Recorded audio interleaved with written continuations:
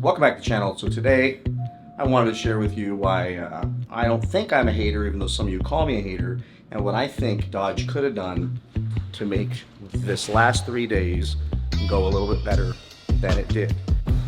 So I realized after the last couple days that I sounded like a negative guy. Like, man, every day I was just complaining, and that's not who I am. I mean, I'm a positive guy, always looking for the silver lining and everything, but I also have to wrestle that positivity with reality and truth. And reality and truth and my real, honest opinions were what they were.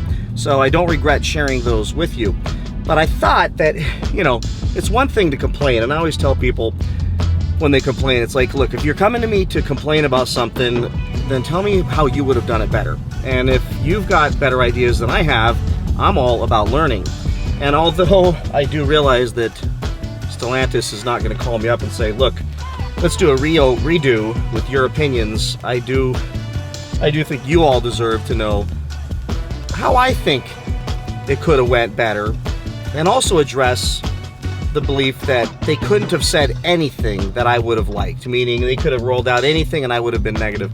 I had a few comments like that. So no, not really. I think a lot of us had some really exciting thoughts about what they were going to roll out, and some of you actually believed they were going to throw a 392 in that Hornet, and there were going to be some really cool, like, last year announcements that were going to blow our minds. That didn't happen. So I'm going to share with you what I would have been cool with.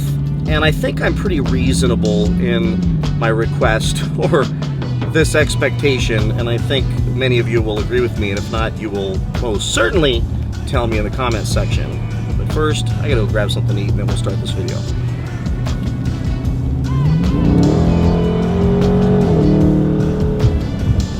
Look what's next to me. Well, I'm crazy. And that is coming back. That is a really cool color. And check it out. Sublime green. I'm seeing all the cool cars today. So am I just impossible to please? Is it true that no matter what they would have rolled out this week at Dodge Speed Week, I would have crapped all over and been negative about? No. And if you watch this channel at all, you know that I'm looking for the silver lining. I'm looking for something positive. But I'm also, as I just said, I'm a realist. I deal with facts, and I absolutely have to tell the truth, and I'm not going to get on here and fake excitement for some things that I think could have been done a lot better. So I put down some notes, some thoughts last night that I believe would have made this a really palatable week, palatable rollout, one where I wouldn't have made 3 videos pretty frustrated and just disappointed with Dodge's offering. So let's go through those. So what I think they should have done day one is definitely keep the announcement on bringing back all the new colors. I love that idea. I think that's whoever on their team, their planning team for this event, deserves a pat on their back. Bringing back all those colors is something I've been hoping for years now. So that's going to be a hit. People are going to bring back, I mean, so many really cool colors are going to be out on the road again, and we're going to love seeing those. The Sublime Green and the Destroyer Gray and just all that stuff. It's just going to be awesome to see those hit the streets. Next, the race car stuff, totally fine. I get it. That's what day one was about. It was about current muscle, so totally cool. Give them something. Talk about the race car stuff, the body, the shell, and then the carbon fiber 70 Dodge was beautiful. Of course, you notice how he said the Challenger white body is going to be under $8,000, and everybody's like, yay, that's so cheap, that's awesome, I could buy it and plant flowers in it, and it was a cool little announcement. And then he goes right over to, and then we've got this way cooler, way better looking, amazing 1970 looking Dodge Charger body in carbon fiber. And he says, and they're going to be able to get that too. You're going to be able to buy that too. And then let's keep talking about this convertible thing. He forgot to mention how much the carbon fiber body is. Now, we knew it would be expensive, and I don't have a real understanding of how much that stuff costs. So in my head, I was thinking, well, that's probably, $100 grand. From what I've heard so far, it's over $200,000 just to buy that body. Look, maybe one or two of you out there have that kind of money to buy a car that has no engine, no interior, no nothing in it. I don't, and that totally kills that for me. Totally kills that for me. That's not something I'm even interested in at all.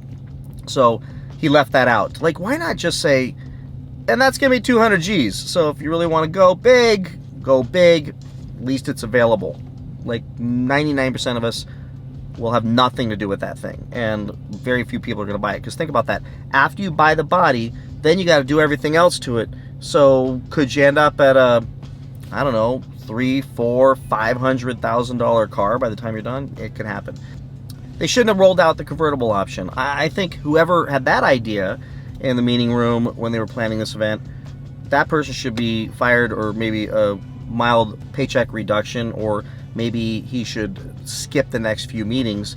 And here's why. It's not because I hate the convertible. That's my personal opinion, that I don't like convertibles in the first place. I mean, I've had them in the past, but it's just, for a muscle car, to me, it's not something I want. With that said, I am also cognizant of the fact that back in the 70s, they were a big thing, and no question, they were beautiful and awesome things. So I believe they should have done the convertible a long time ago.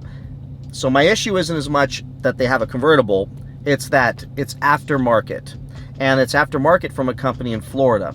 And the problem with that is what I've read so far, it's going to cost around $26,000 to make it a convertible. So if you buy a Hellcat for $80,000, you're going to be well over $100,000, probably $110,000, $115,000 by the time you're all said and done. That's insane. Just to get a convertible, to me, it shouldn't be that much more. A convertible, maybe 10 grand more. I mean, would be reasonable, but $26,000 more. And the other problem is, it's not necessarily going to be warranted by Dodge, meaning when that convertible top breaks, the shop that built it is in Florida. And the other issue is that how long it will take. So it's already taking forever to get cars, and next year will probably be no different. So how long will it take if you order a car, and then that car shows up, and then they got to ship that, actually maybe it doesn't show up, go straight from the factory to the chop shop to put the convertible top in, and that's not going to be a week process. That's going to be a long process. Anybody who's ever done a build on a car, that's going to take some time to do it right, and then they're going to ship it to the dealership.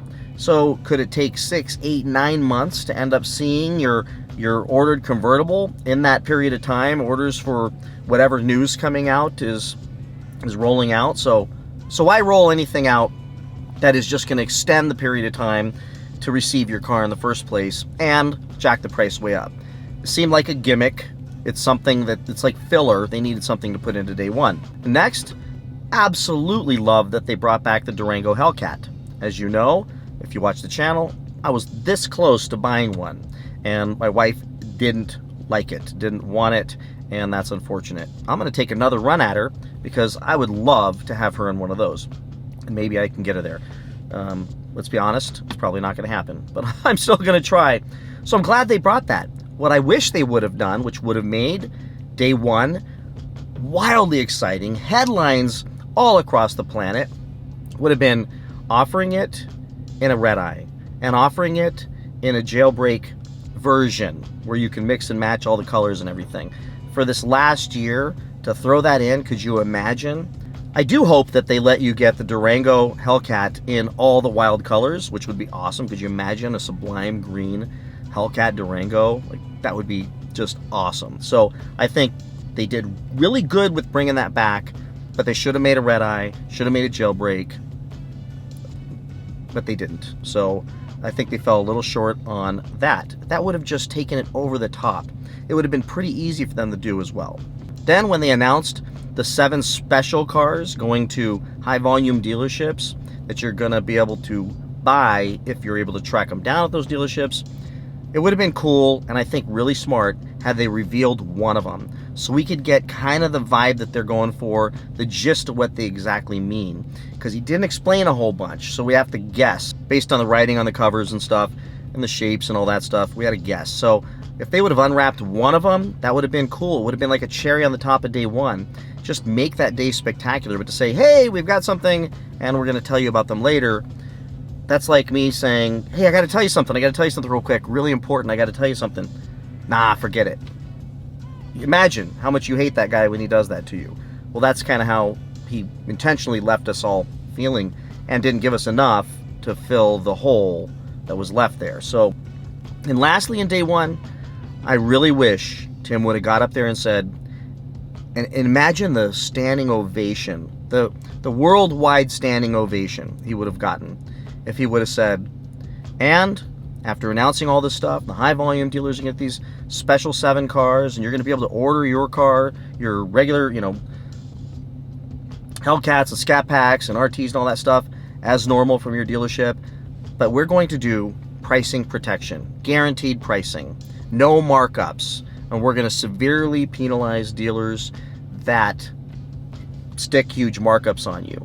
We're going to stop it now. Could you imagine if he would have said, we're going to end it because the people that got us where we are today are the people we want to make sure leave with those cars. The people that showed up early to buy those cars over the last 10 years, people that bought 7 of them, like myself, the people that love those cars, that scraped their dollars together, worked hard at their job to be able to go just barely eke into a Scat Pack, which was the greatest day of their life.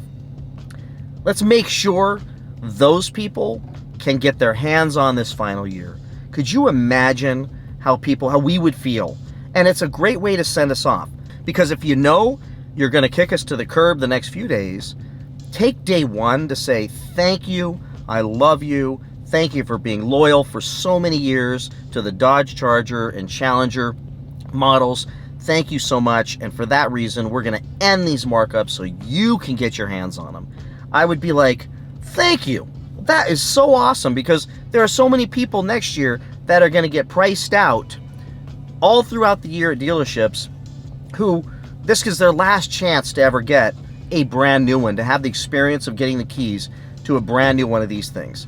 But nope, he didn't. Pretty much he said what he said, which ensures that we are going to get no pricing protection and markups are going to be ridiculous next year on any of the new cars. Just is what it is. I think that was a fail. So would you all agree that day one, with my changes here, simple stuff, would have made that day one of the grandest days in Dodge's history if they just would have done those things? So day two, Gateway to Muscle. What would I have been a lot happier seeing? What would I have totally been at least a lot more positive about? Is had they rolled out a car that was unique. A car that was not some other car copy and pasted and sold to us as a Dodge. I was tough on the Hornet, not just because of its little 4-cylinder and its compact look and its kind of docile, soft styling. More so because it wasn't even a Dodge. They're selling you a Alfa Romeo with a Dodge front facelift and really didn't even try hard to hide that fact. Even Tim, in his rollout, said it's got some Italian styling. Yes, because it's Italian, because it's not a Dodge. You're totally taking the point away. When you build something new that no one's ever seen before, you have an opportunity to start something exciting all over again with a brand. Had he come up with something that was a cross between a Charger and a Durango and had muscular looks and, a little bit wider body, maybe in a smaller proportions, they could have done anything that would have been Dodge. When we look at it, you're like, that's a Dodge. Like, you took the DNA from the Charger, you took the DNA from the Durango, and you refreshed it into something new, and you made this really cool thing that no one's ever seen before. How awesome would that have been? Like, that would have been the coolest thing ever. And even with the little motor and everything else, I could have said, hey, you know what? It's a Gateway to Muscle, and they're building one that's going to be really fast, but at least it's a Dodge. At least it's a Dodge. But they tried to sell us an Alfa Romeo. And for that reason, I am not a fan of that Hornet thing. and I think they're just trying to put one over on us and say, buy this thing, and yeah, we did a few little things to it, but the bottom line is it's a 260 something horsepower 4-cylinder, and it's a grocery getter, and you guys should like it because it's a gateway to muscle.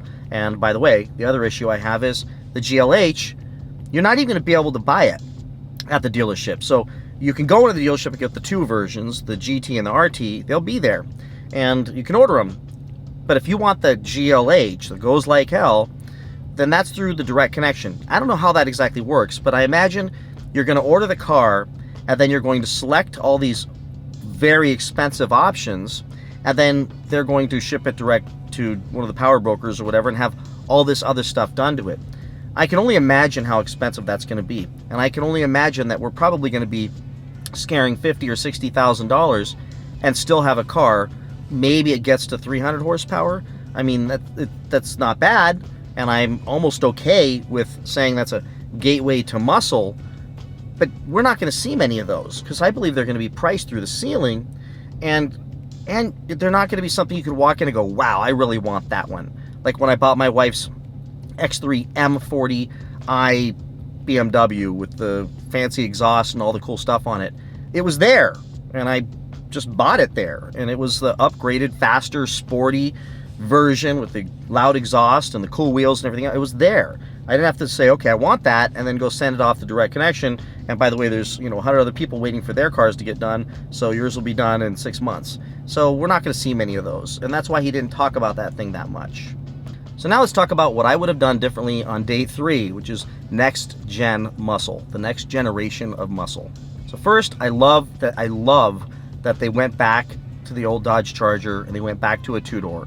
I wish they wouldn't have made it a hatchback. It seems like they're still pandering to people who want a hatchback. Remember, why do you need a hatchback if you have a humongous trunk and if you have a huge frunk? Because it's electric. You're going to have a humongous front area to store stuff, most likely, as well as a trunk. So why do you need a hatchback? I don't think they needed to go there. I think they could have made the 1970 Charger look even more aggressive without that big bubble back window. But it still, I think, looks very nice. It doesn't look horrible.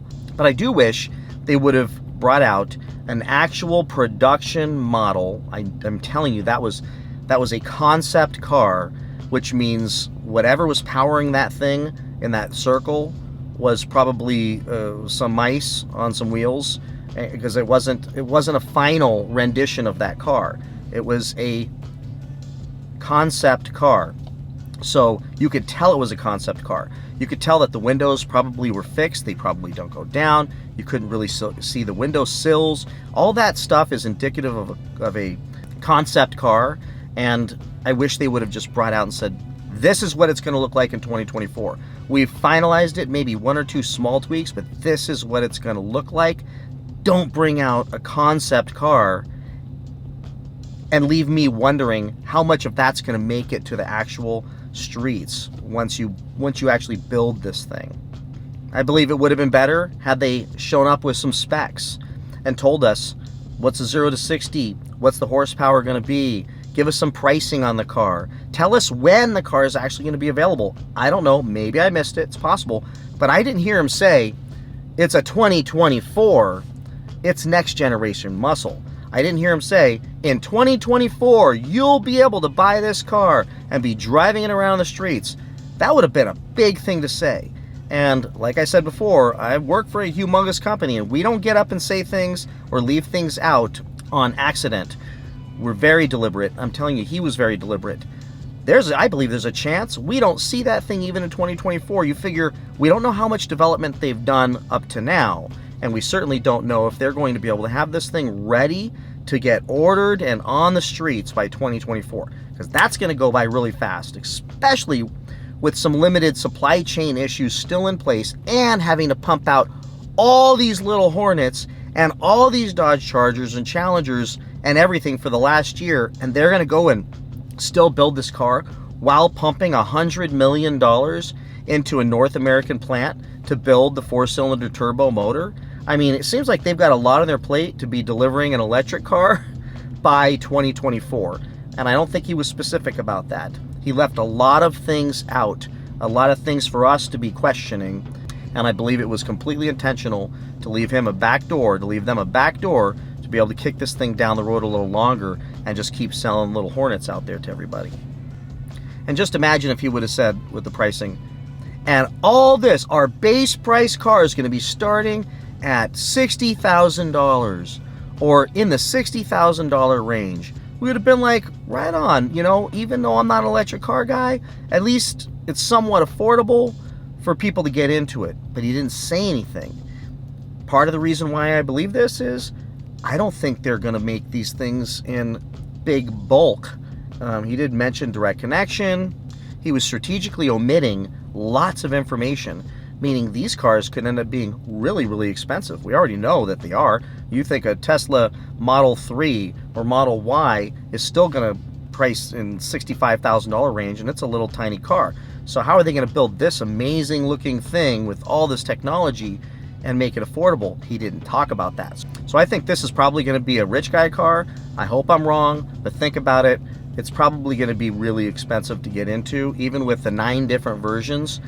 I wish he would have just said, and it's going to be starting in an affordable range for anybody to be able to get their hands on this thing and jump into muscle like we've been able to do with these cars.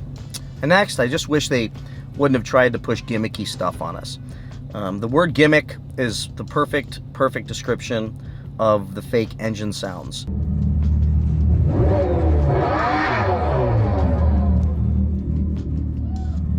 And somebody made a comment that really just hit me as the best way to look at this. So imagine, I go to Cars and Coffee a lot, I go to car meets a lot. Imagine rolling in your probably $100,000 electric Dodge Charger Daytona EV SRT, and you go rolling in and it's beautiful, and everybody looks at it like, wow, that thing looks cool. And as you're rolling in, you throw them a couple revs. I will tell you, everyone there is going to start laughing. They're going to be like, it's an electric car. He's got speakers underneath there. So I would rather just not have those. Just be what you are.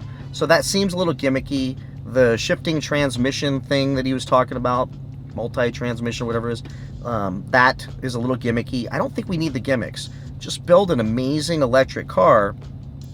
I hate to make this comparison, but it's like the Hummer EV. That thing's ridiculous. You know, that's like a $100,000 truck that right now, if you want one, there's one down the street where I'm at right now. I pulled over to look at it just for the hell of it, and it was $234,000. Like that car, there's some gimmicky stuff. I mean, you know, the crab walking, but that could actually have some usefulness for sure. But the gimmicky stuff in this thing, we could have done without it, because it kind of makes you chuckle and think, that's weird, that's goofy, it's kind of cringy. And I promise you, around a whole bunch of old-fashioned car dudes like me, I'm going to go, oh my God, did he really rev his fake engine? Like the only purpose for that sound is to get attention to your electric car, but the noise is created by, I don't know, an MP3. So for me, the gimmicky stuff was unnecessary. If they would have left that out, I think it would have been better. So I believe what they did this last 3 days, if they've created a situation where they've alienated a lot of us muscle car people, and they didn't give us a lot on the day one. They left us knowing we're going to pay way more for cars. They delivered a grocery getter that's an Alfa Romeo, an Italian car. And then the last day they said, okay, here's a car that maybe we're going to make because it's a concept car. And maybe we're going to make it, but we're not going to tell you anything about it. We're just going to show you the concept car that we've probably had sitting in our showroom forever at headquarters, and we're going to run it around in a circle, and you guys are all going to talk about it. But we're going to watch to see what you all say about it before we go dropping hundreds of millions of dollars into building and creating it. So they left themselves a back door to boogie out, because if they started going into specs, if they started going into pricing, started going to delivery dates, production dates, and all that stuff, where it's getting built, you know, all those details, that would have made it really real, and it would have created an expectation that car is really, really coming. Leaving all that stuff out of it, I think, leaves them a back door to say, nah, you guys spoke. You don't want this. You guys love the Hornet, so we're gonna roll out a faster Hornet. I don't know. So we'll see.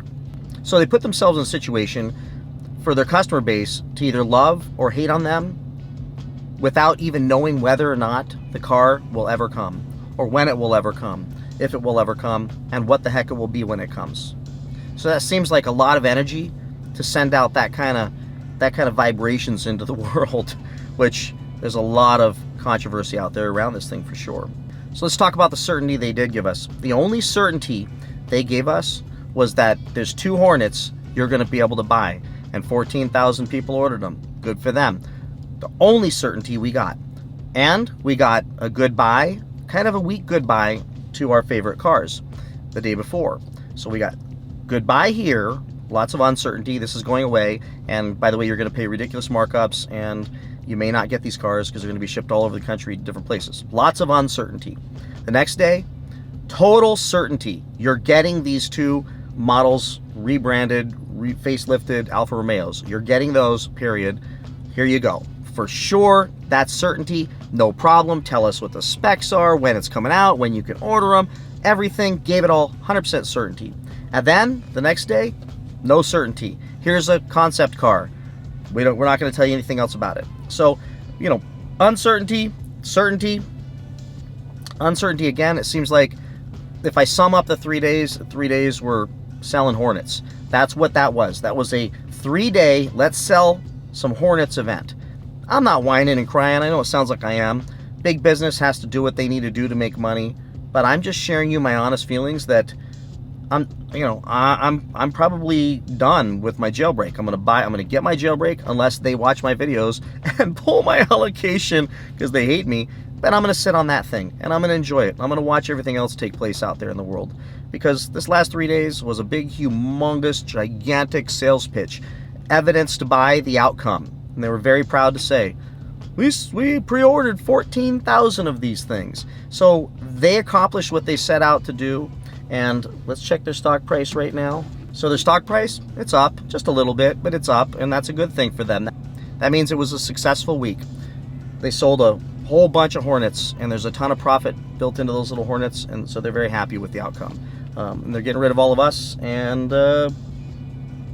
they might bring us out a muscle car with an electric engine at some point somewhere that has some level of horsepower and something in it that's going to make it fast. We don't exactly know, but that might come. So that's my breakdown of the last 3 days. Sorry for the negativity. That's what I think if they would have done. Let me know what you think. It would have been a lot more palatable, and I would have been a lot more positive.